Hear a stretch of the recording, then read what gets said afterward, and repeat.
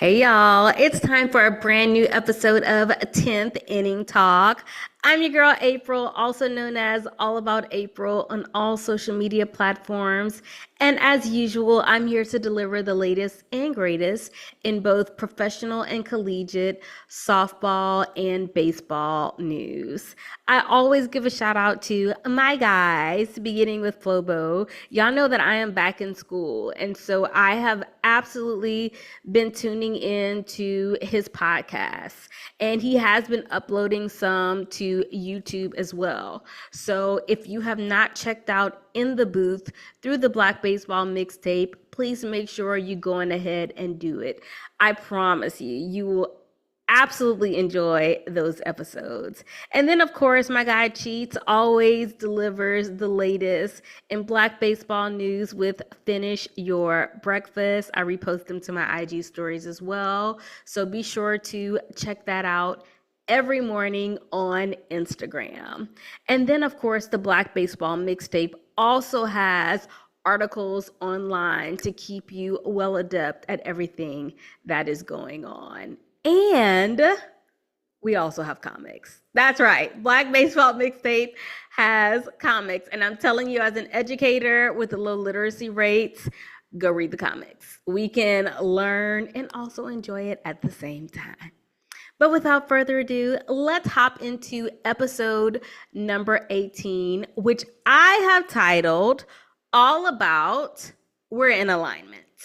And alignment is something that everyone should strive for from a health perspective, but also a social emotional perspective. Being in alignment just puts you in a place where you are happy with life, happy with yourself, but also at peace. In alignment for this episode is going to reference some things regarding softball and baseball, and I'm actually curious to see exactly what you think about that. But we're going to start off with the AUSL because I definitely think that the AUSL, Athletes Unlimited Softball League, is in alignment. And I say that because they had an excellent startup season, an inaugural season, and right now they are continuing with the All-Star Cup.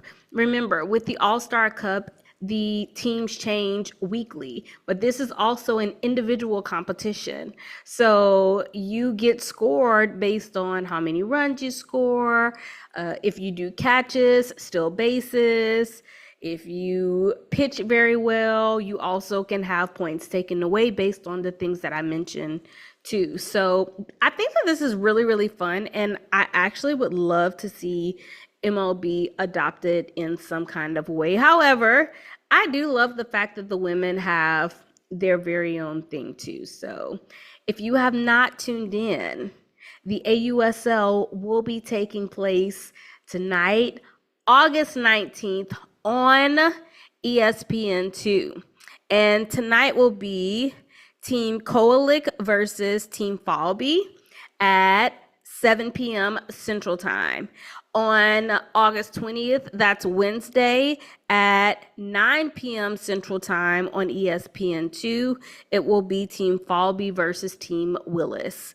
And then finally on Thursday, Team Willis versus Team Coalic at 6 p.m.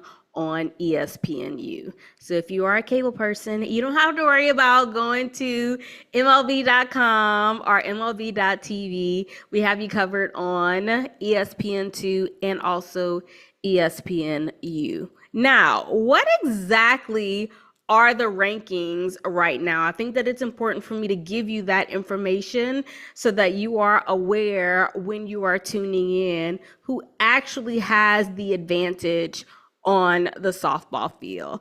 At number 10 currently is Sydney McKinney. At number 9, Delaney Wiss. At number 8, Danielle Gibson Wharton.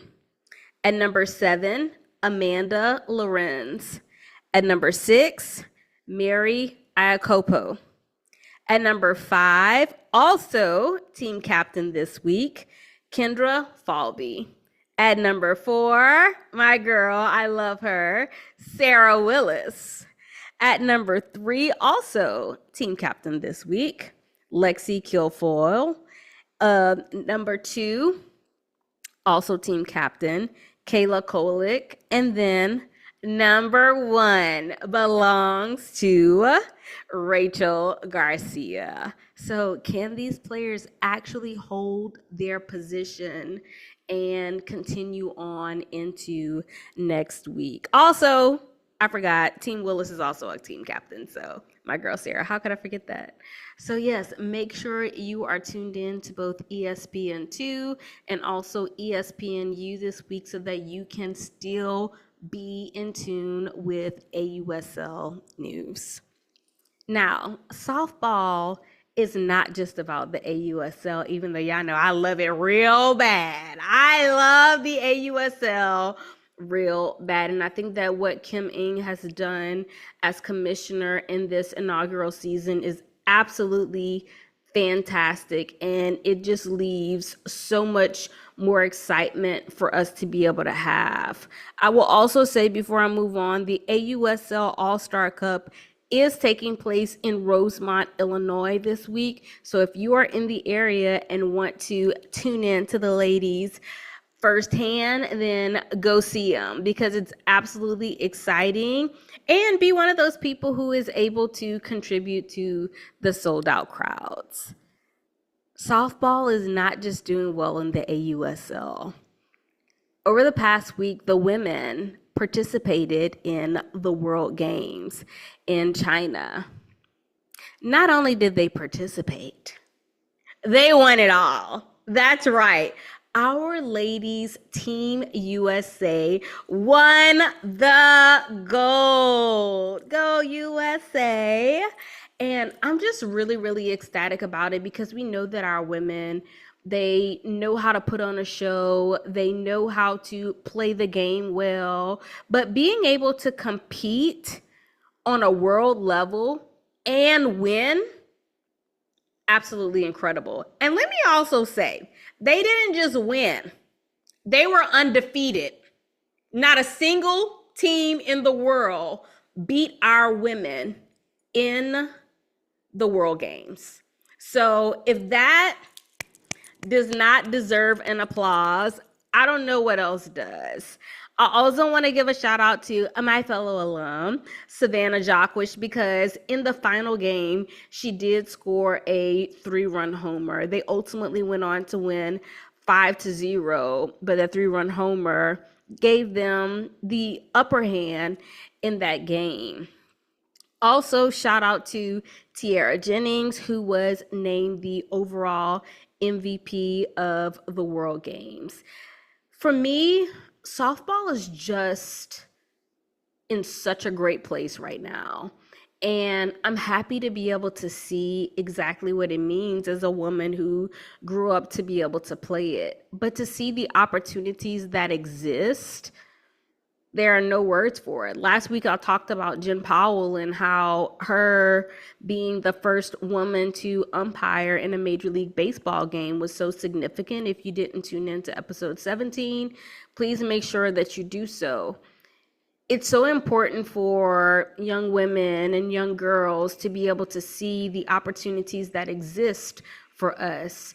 But when you're playing a sport like softball and you know that the end is coming in sight because there just isn't anything available to you, that's completely different than the end coming in sight because you have aged out or your body is saying, you know, it's time to try something else. I love that our young ladies can dream and know that this opportunity presents itself. And what's even better, on August 25th, the Women's Baseball League will be doing tryouts in the Washington, D.C. area. So yes, we're not stopping at softball.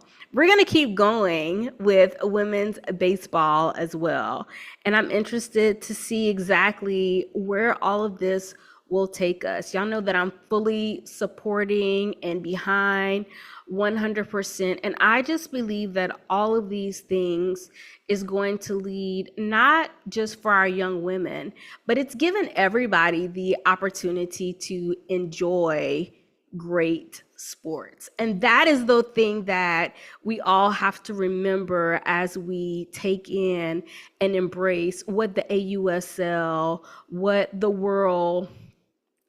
the Team World Classic for softball, and even what baseball for women is bringing for us. So shout out to all of these opportunities, and I can't wait to see what more is to come. So if you've been hiding under a rock, I'm here to tell you that, the first part of this episode, we talked about being in alignment. And as you can see, for softball for women, alignment is definitely something that we can see happening for them. But let's talk about alignment for Major League Baseball, because the MLB commissioner, Rob Manfred, number one, has talked about MLB expansion.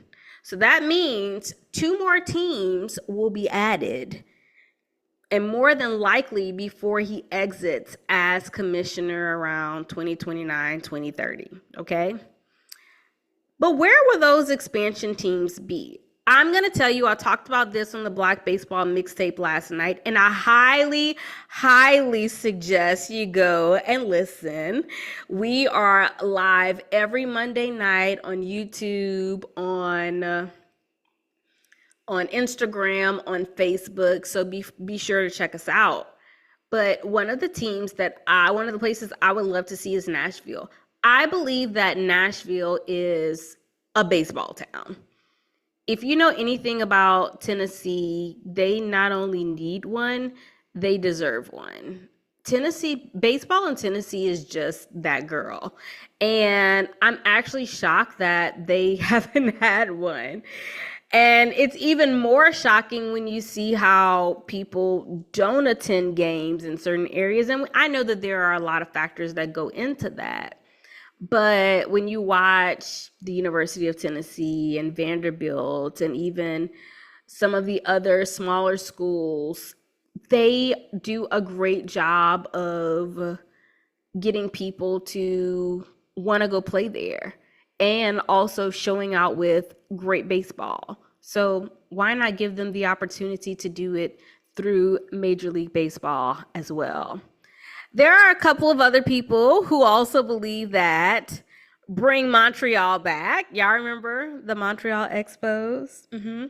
There are a lot of people who actually want that team to return. Their Cheats last night talked about Charlotte being a town that should be able to have one. New Orleans came up, a place in Louisiana. And I can tell you, as a Louisiana girl, baseball and softball is a huge factor in the state. There's just nothing you can get around. That was actually one of the cities through the AUSL in its inaugural leagues. It was actually in Lake Charles, Louisiana. So I can totally see Louisiana being one and people showing up for it as well. San Antonio, Texas was also brought up as an expansion team. And then I think someone mentioned San Jose. I'm dead set on Nashville, y'all. Like, I'm not even trying to hear, like, it's like Nashville and then something else. That's kind of how I feel about it. Orlando was also brought up, but I just feel like Orlando has too much going on. I can't do it. The airport alone. I'm not fighting with Disney mamas, daddies, kids to be able to get to the airport. You better have a TSA pre-check if you are flying into an Orlando game, if that is a possibility of happening. But I also just kind of feel like I don't really see a good return on investment in Miami. Is doing better now. People are starting to show up. I don't really see it with Tampa much either. So do we want to give Florida another baseball team? I don't know. Y'all let me know. Send me some DMs if you are listening. Where do you want these MLB expansion teams to go? Very important for us to be able to have this conversation because whether you want it or not, it's coming. The other side of what Rob Manfred discussed was MLB realignment. So y'all know that there are different divisions. You have the NL East, AL East, you have the NL West, the AL West, and you have the NL Central and AL Central. But what ultimately could this realignment look like? And I actually have questions about it because if this is something that Rob Manfred and many of the owners are discussing, I feel like there are other things and other factors that have to be considered when this move is made. Number one, do we still have an American League and a National League, or will that be wiped away as well? I know that there are some traditional fans who are already seething at the fact that this is even a possibility. And I know that a lot of fans also have been very upset and are still upset at a lot of the rule changes that have happened. But what we are ultimately seeing is that a lot of these rule changes actually benefit Major League Baseball. The time clock. Now, I still think 20 seconds is too short. I don't care what nobody say. Y'all can argue with the wall about it. But has the time clock been beneficial? Absolutely. By speeding up the game. The throwing, the limited amount of times that a pitcher can throw to the bases to try to get someone out. I still hate the ghost runner on second immediately in the extra innings. I think that that's something that should start maybe around the 12th or 14th inning. I don't think the 10th inning gives enough time for that to pass. So, and they don't do it in college. And I know a lot of y'all gonna be like, but this ain't college, this is a major league. I get it. I'm just letting you know that it's something that isn't done. But when we also talk about this realignment, I mentioned National League, American League, but will this give certain teams a better advantage, or will it make it worse for them to be able to win? Will that division be more competitive? We know that there are some owners who are willing to spend in order to be able to compete. And there are some who they take a more lackadaisical approach in that aspect. So I've seen some previews of what some people are suggesting, and the East Coast one with the Mets, New York Yankees, Philadelphia Phillies, Pittsburgh Pirates, and Boston Red Sox. That's a crazy one. Can you imagine that realignment? Oh my gosh. I'm excited about it, but what will ultimately that mean? Because again, that realignment, it's combining both NL and AL teams. I also saw one that had the Dodgers, of course, Padres, Giants, Mariners, and I forgot the other team in that one. And I was just like, OMG. I also saw one where the Dodgers and the Giants were no longer in the same division. And I was looking at comments, and there were a lot of people who were like, absolutely not. Nope. If we can't be in the same division, what does it even mean? Because for those of you who are unfamiliar, the Dodgers and Giants are longtime rivals. But that also lends another question. What happens to these traditional historical rivalries? Obviously, everyone plays everyone every year, but at the same time, Does it make you yearn for those games even more because you're no longer aligned? Or does it make you upset that it doesn't hold the same kind of weight? So many questions that have to be answered with this realignment. But I will tell you that a lot of those questions will not be answered until we actually get a visual of what that alignment looks like. And according to Commissioner Manfred, alignment is not happening until the two expansion teams happen. So you can look at all of the things that are out there. I'm going to repost some to my stories on Wednesday, Thursday, so you can see what some people are possibly suggesting out there, and let me know if you agree with these realignment ideas that just happen to be out there. But is it good for baseball? I don't know. I'm not opposed to it because I think that change is good sometimes. I think a lot of times we get used to doing the same thing over and over because it's comfortable to us. But if this change is going to bring more excitement, allow fans to be able to travel a bit more to many of these games that are going to hold a little bit more weight, then why not? But let me tell you something. I absolutely want to see if the playoffs will be affected by this realignment because I kind of don't know. Do you keep the same way that we're doing the playoffs? And also, like, how do you do All-Star now? Do you do an NL, AL, if that even still exists? So, yeah, so many unanswered questions, but glad that the questions actually exist. And I also hope that these are the things that are on the table when they are in consideration of how they want to move forward ultimately with this realignment. I'm excited about it all. I mean, I'm just excited to even hear them talk about it.